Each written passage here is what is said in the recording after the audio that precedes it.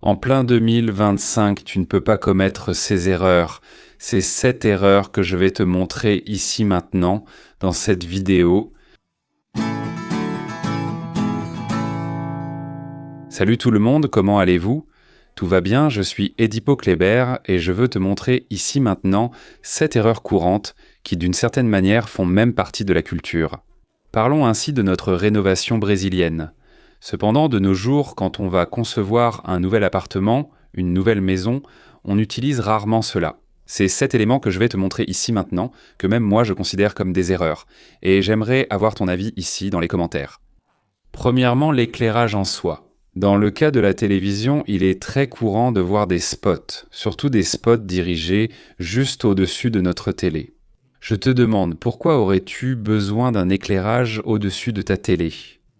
Ah, Edipo Kléber, il suffit de l'éteindre, il suffit de la laisser éteinte. Quand je ne regarde pas, je la laisse allumée, quand je regarde, je la laisse éteinte. Mais dis-moi, à quoi ça sert?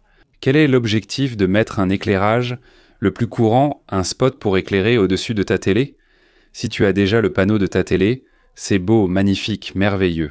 Tu as une 60, 70 pouces, voire plus, et là tu installes dans le faux plafond un spot pour éclairer exactement au-dessus de ta télé.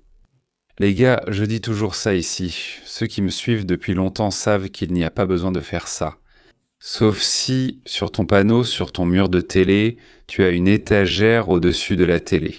Et là, tu as des objets décoratifs, tu as des plantes, un profilet LED, quelques mini-spots, et ainsi de suite. Ce que je trouve très intéressant de cette façon. Mais s'il n'y en a pas, ok, il n'y a que la télé, et juste au-dessus, c'est déjà le plafond. Ce n'est pas nécessaire. Je te dis toujours ça. Pour moi, c'est une erreur. Ne pas laisser de retrait à la base du meuble de ta cuisine. Cela peut même te causer des problèmes de santé. Écoute bien ce que je vais te dire maintenant. On va même parler d'ergonomie et de santé publique, on va dire ça comme ça, non? Tu es en train de construire ta maison, tu fais des travaux, tu vas toucher à ta cuisine. Tu vois cette petite base qui se trouve entre le sol et le début du meuble de ta cuisine sur mesure? Il faut qu'on ait un retrait à cet endroit, d'accord? Moi, en général, j'aime bien laisser au moins 10 cm d'accord. 10 cm, c'est à peu près ça. Tu vois, pourquoi est-ce qu'on doit laisser cet espace? Ce n'est pas que j'aime ça, c'est qu'on doit laisser ce retrait dans notre base, dans notre plinthe, de notre meuble sur mesure. Car lorsque tu restes debout contre ton plan de travail, que tu fais la vaisselle ou prépares à manger, tout cela. C'est naturel que la pointe de notre pied dépasse la ligne de notre corps. Il suffit de rester debout. Alors calme-toi, regarde d'abord la vidéo, ensuite tu fais ce test, reste debout, tu vas voir que la pointe de ton pied va dépasser la ligne de ton corps. Donc ici c'est naturel.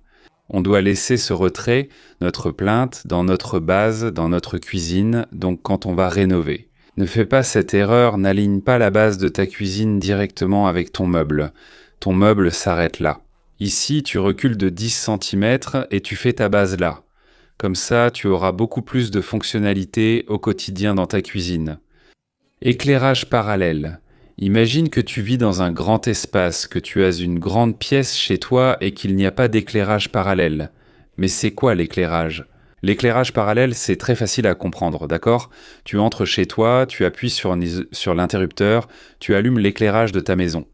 Ensuite, Bucarsin, tant que tu vas prendre un encas, tu fais tes affaires, puis tu vas dormir, tu vas dans ta chambre, et là tu as un long chemin à parcourir. Bien sûr, personne n'habite dans une maison de plusieurs kilomètres, n'est-ce pas? On a un espace raisonnable, mais c'est beaucoup plus confortable. Tu allumes l'éclairage général de cette pièce, de ton salon à l'entrée, et tu l'éteins là-bas à la sortie ou à l'entrée de ta chambre.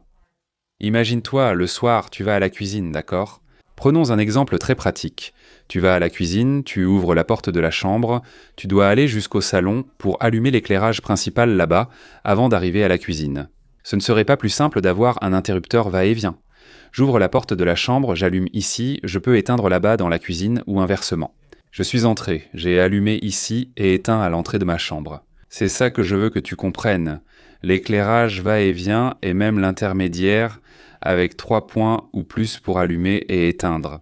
Si tu vas rénover, faire une petite rénovation, toucher à l'éclairage, pense à installer des interrupteurs va-et-vient, ce sera beaucoup plus fonctionnel. Dans ta maison au quotidien, abaisser le plafond de ta maison, de tes pièces, là chez toi. Si tu as déjà une hauteur sous plafond basse, fais bien attention à ça, c'est vraiment vraiment important aussi. Je reçois beaucoup de questions ici au quotidien, dans les commentaires des vidéos, tu vois, c'est du genre « J'habite dans un appartement ». Il fait 2,40 mètres de hauteur, la hauteur sous plafond du sol finie jusqu'à la dalle est de 2,40 mètres swoosh.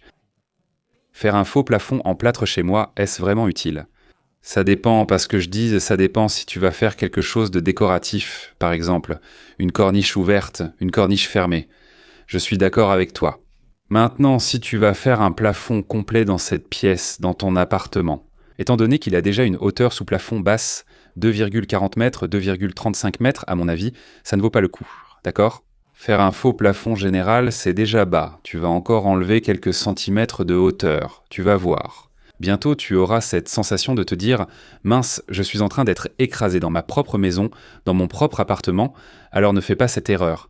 Si tu as une pièce avec une hauteur sous plafond basse, ne fais pas de faux plafond en plâtre, en plaque de plâtre, en PVC, en bois ou avec n'importe quel matériau.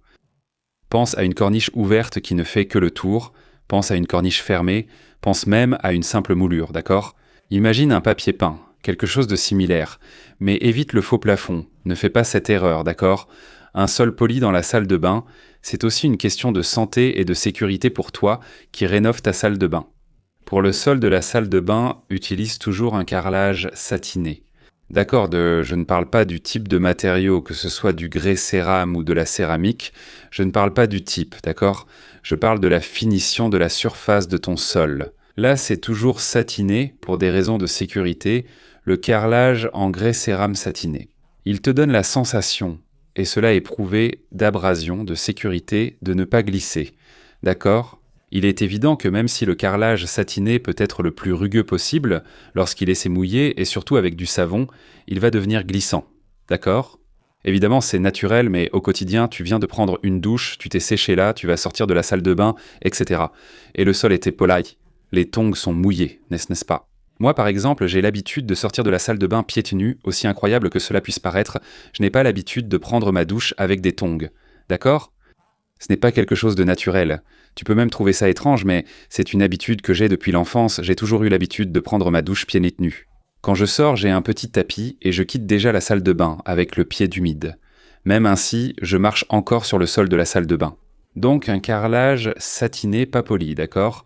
Ne fais pas cette erreur. Si tu vas rénover ta salle de bain de mettre un carrelage poli au sol, ce n'est pas un carrelage satiné. Éclairage jaune dans ta cuisine. Je vous ai déjà dit ça aussi ici dans d'autres vidéos. L'éclairage, la température de l'éclairage dans la cuisine doit toujours être blanc, neutre ou blanc froid pour l'éclairage de la cuisine, de la buanderie, de la salle de bain. Ceux qui me suivent savent que j'aime toujours vous conseiller d'utiliser un éclairage blanc, neutre ou blanc froid, surtout dans la cuisine. D'accord, au maximum blanc neutre, d'accord? Vous ne pouvez pas, c'est mon avis, d'accord les amis, vous pouvez ne pas être d'accord, il n'y a aucun problème. Si vous avez un éclairage blanc chaud, si vous aimez l'éclairage blanc chaud dans votre cuisine, il n'y a pas de problème. Les goûts et les couleurs, ça ne se discute pas. Mais mon conseil d'architecte pour un projet que je vais faire pour vous, c'est d'utiliser toujours un éclairage blanc neutre ou blanc froid, jamais blanc chaud dans une cuisine.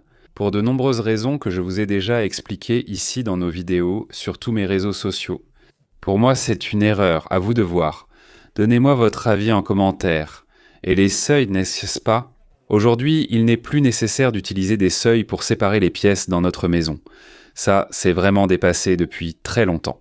On a laissé de côté l'utilisation des seuils dans les pièces. La séparation des pièces, surtout du salon vers les chambres, du salon vers la cuisine, n'est-ce pas?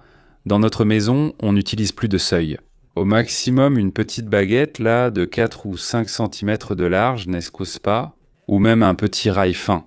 Quelque chose de très discret esthétiquement, pour ne pas attirer l'attention.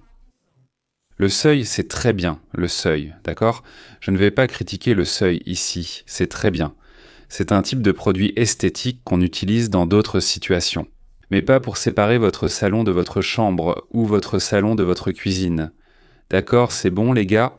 Donc ce sont cette erreur ici que vous n'allez pas commettre lors de la rénovation de votre maison, de la construction de votre nouvelle maison ou de votre appartement. D'accord? J'aimerais avoir votre avis. Si vous êtes d'accord avec moi, si vous êtes totalement d'accord avec ce que j'ai listé, alors signez en bas, laissez-moi un commentaire ici. J'aimerais avoir votre avis. Ou si vous n'êtes pas d'accord, par exemple avec le premier, le deuxième ou le troisième point, alors dites-moi que vous n'êtes pas d'accord avec moi. J'ai ça chez moi et je trouve ça très bien. C'est ça qu'on doit faire, on doit échanger ses idées et ses opinions pour qu'on puisse élever notre connaissance ici, sur Internet. D'accord, une grosse accolade pour toi. Abonne-toi à la chaîne si tu n'es pas encore abonné, aime cette vidéo, laisse ton like et laisse aussi ton commentaire. D'accord, à la prochaine vidéo.